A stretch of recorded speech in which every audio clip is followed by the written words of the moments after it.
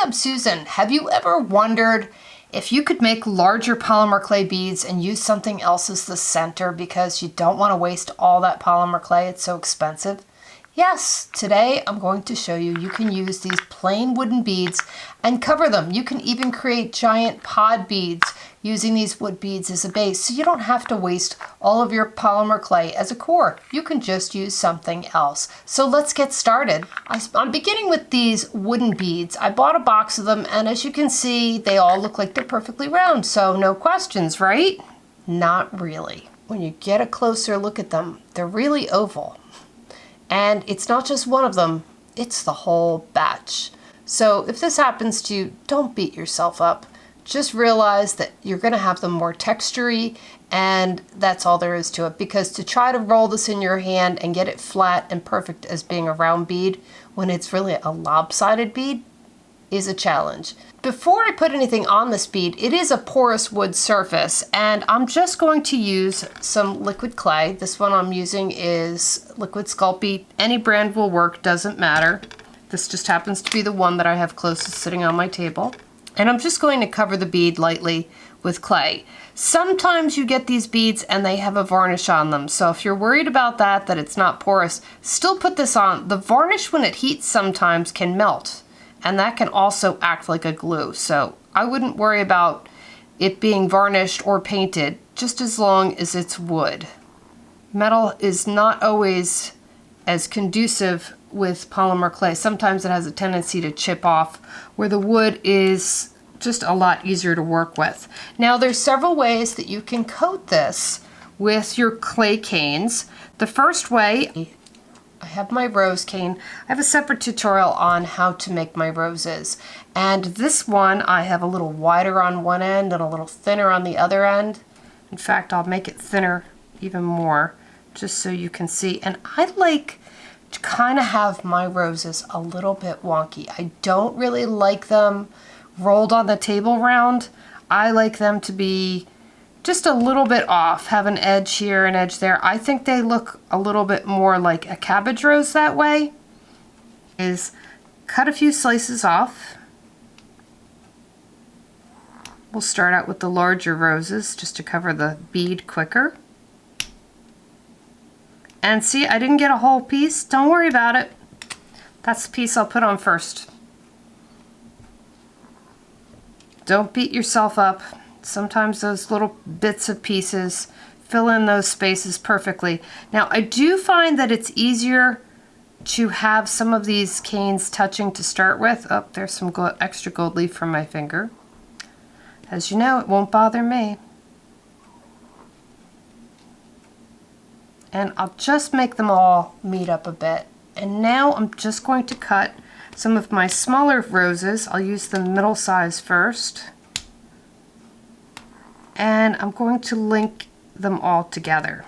This way I'll get all different size roses. And you can use different colors. You could use all different shades of pink or different color roses. That's up to you. Whatever you have in your stash, it's a great way to clean it up. That's really what I'm doing here. I have a ton of rose canes that I forgot I made, and I'm just trying to use them up here. And I'm just putting them in the blanks basically. So fill in the blanks and go around as you would see some natural roses if you had a display of roses. Well, let's put the bigger one there. And now I'm just going to press all around my bead. This will kind of take those high points and the low points and even them out so that the bead becomes more evenly covered.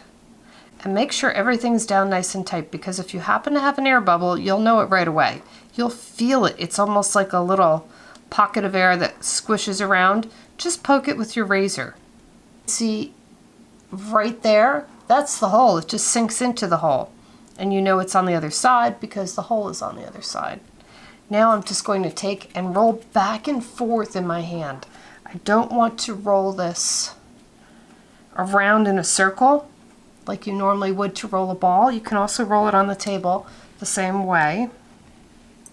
So you're just rolling it on the table to smooth it out.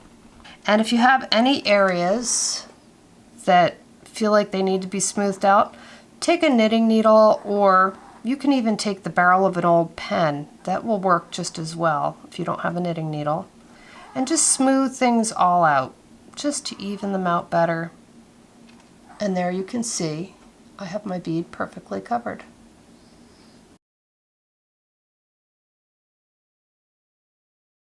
It's a stacked rainbow cane. I'll put the link below if you wanted to make the cane. And I'm just going to randomly cut some slices. Some people like their slices all precise and perfect, and they measure them and they have all these special machines, and that's great. I'm not part of that crowd. I just like to play. I don't really care if they're perfect.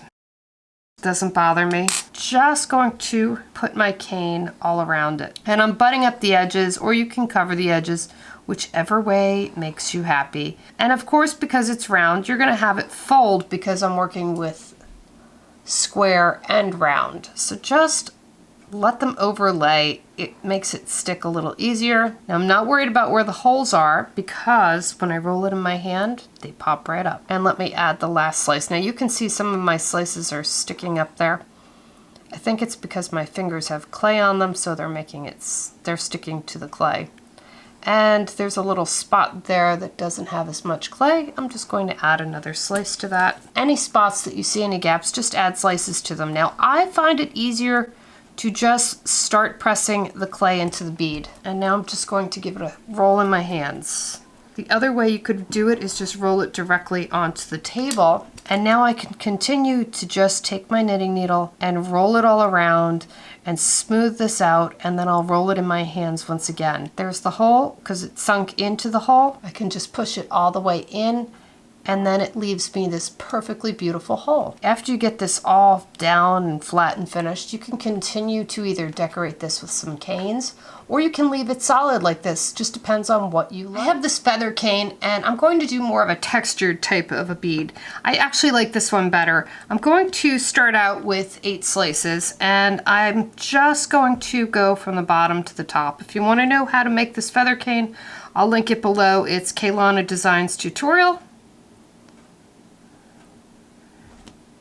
And you don't necessarily have to do everything with all the same cane. You can do half and half. Play with your stash. I'm just separating it by 4. So basically, this way it divides the bead up evenly for me visually. You don't have to measure anything out. I'm not really good at measuring this, so doing it in a section of 4 is just my easiest way to start. Same as you would a pod. And I'm just filling in between there. Then I've got some little gaps on the sides. Don't worry about that, and kind of smush together, and I'll have a perfect coverage. You can either choose to put all little short canes on the top, or you could put this all with feather canes like that. Since I'm going to show you the other one with all the little short canes, I'm going to do the short canes and mix this up. Now I'm working with just this little petal cane, and I'm just going to go in between the gaps. So I have where the 2 canes go on each side here, I'm going to put my petal pointing right in between those. And rather than doing them side by side, I skip one. So I put the next one next to it. I like the way this layers better. You can put them the other way. They overlap each other in a different way, and it just depends what you like. So you can see on the top here, I've got my 4 going that way. And now I'll put the other 4 in between them. And that will keep the top edges layering on top of each other rather than side by side. And if you do it the other way, you'll know what I mean. It doesn't look terrible. I just prefer this one more. And I will continue by putting the other petals on the top.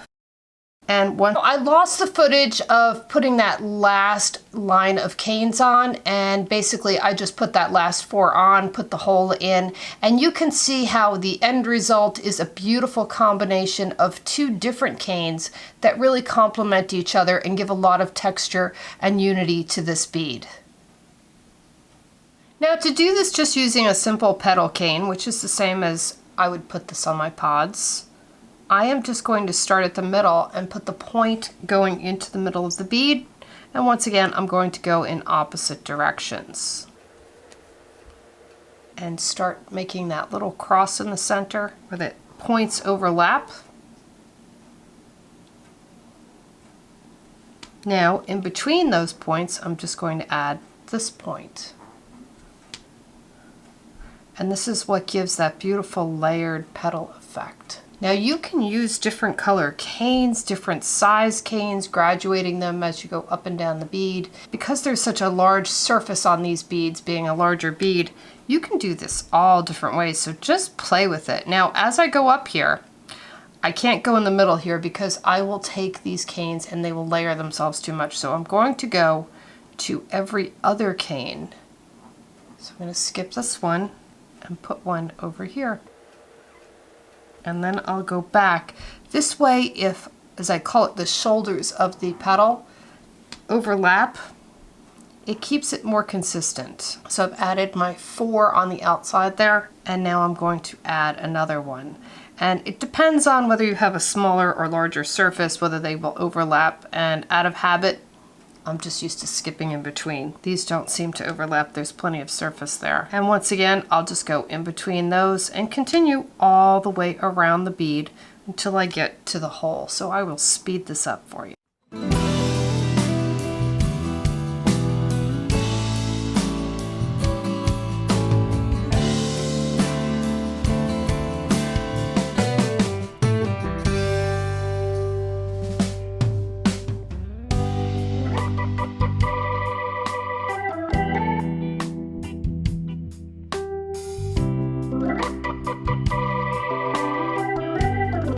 And you can see what a beautiful bead you get just with petal canes. This is my fantasy leaf cane. I'll link it below.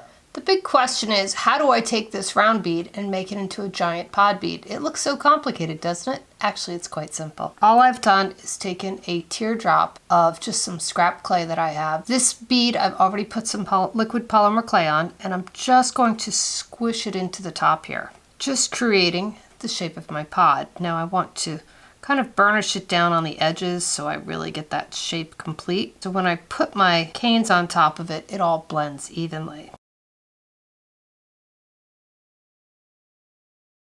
Just so I know that I'm in the center of my pod, I'm just taking a needle tool and putting a hole in there, and I can feel that I'm not touching the bead, I'm touching the hole, so I know that I have this piece centered. Then I can just make sure I have it even all the way around. And once again, it's the same concept as doing a smaller pod. We're just going to apply our canes. To apply your canes, I like to start with this end that we've already built up as the tip of our pod. And I like to just put them in a set of 4. I like to work totally in a set of 4. So I have one opposite side of the other. And then fill in between there. So this way you don't really have to measure. It's all visually measuring.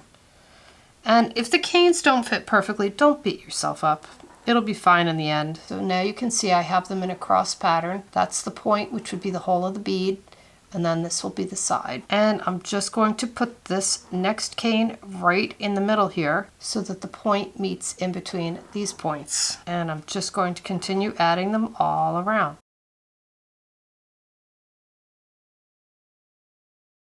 And now I'm going to add them in between the seams. I'm going to put that point so it goes in between those other 2 canes. But I seem to like it staggered. I like the way it comes out. And there I have, once again, the 4 in between. If you look at the center and you look at the back, you can start to see the 4 canes, one on each side. And I'm just going to go in between them, continuing to add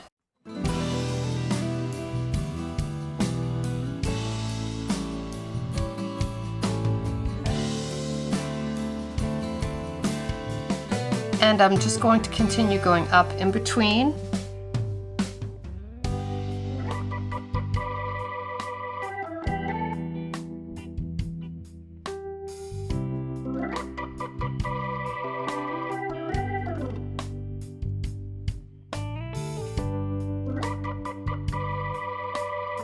Here's my final piece, and you can see it reaches over the hole. Don't worry about it.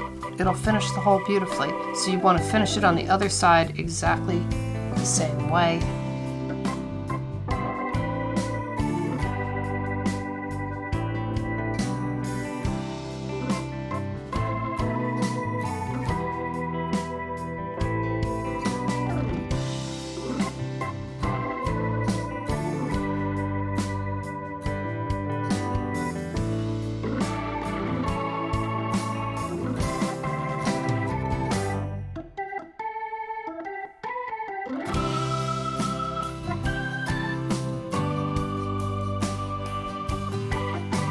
And I also take my knitting needle and put it in the end, make sure that's all nice and open. I like these to be big. I want to use these with lots of fringe, and I want all that room that I have inside of there that I can use. And this is a nice sturdy bead because you've got that big wooden bead as a solid centerpiece. And here's a baking tile that I have just a piece of t-shirt on with my beads that I've already created, and I will bake these according to manufacturer's directions, and this way they don't get any shiny spots or they won't stick. Now sometimes you'll find that you'll get a little bit of a stick to this on the t-shirt. It just pops off, no big deal, don't worry about it. And then you can glaze them. To glaze my beads, I need to string them on a wire. You don't necessarily have to, you could paint them one by one. But I make so many beads, it would just take too long that it would be almost silly. So I just put them on this 34 gauge wire. I used some size 6 seed beads in between. I used 2 in between these so that I make sure they don't touch. And you can reuse these beads over and over, just keep them in a little cup. These beads that I got at the Dollar Tree, you could get nicer beads if you wanted, but for this type of purpose, I find they work perfectly. And this way you can just dunk it into your glaze. I use Revive Floor Wax as my glaze, but there's lots of other things you also could use. Well, I've got all my beads glazed and polished, and some of them I've played with, and you can see what a beautiful tray and array of beads I have. These ones that I've just put a rose on half the side with a few little petals. You can do all the petals, just cover them plain. Whatever makes you happy, you can just add different pieces wherever you like. Here I just added some flowers on one side, and here I just did some complementary ones on the other. Just play around, have fun with it. And what can you create with these things? Here's a tassel that I created just using one of my regular pods and one of the largest beads. You could hang this tassel off of a necklace, but I actually have a particular spot that I wanted to hang this because it just went really pretty off a lamp that I have. So you can use them in all sorts of different places, and I put a few little feely bobs in between my tassel here just because when you string this, my needle only goes through one bead at a time, and you have to leave some room in there. So before I tie it off, I just put my little extra fringe in between here, and that sort of gave a neat little effect in between all of my beads. Another thing that I've created using these beads is this big chunky necklace. Now a lot of you may not like some chunky jewelry. I happen to love chunky jewelry, and I didn't worry about the fact that my petals went in one direction. I kind of thought that was neat. And I just mixed in some big giant crystals. You can even use acrylic crystals in something like this. I happen to have some beautiful glass crystals I got at a bead show. They were all different shades of oranges and rust, so that's why I intentionally went with these colors. And the nice thing about the wood beads is they're very light. They counteract the weight of these glass crystals being so large. So I hope I've inspired you, given you lots of ideas and creative things to do with larger beads and what you can do with those wood beads as a filler. And happy claying!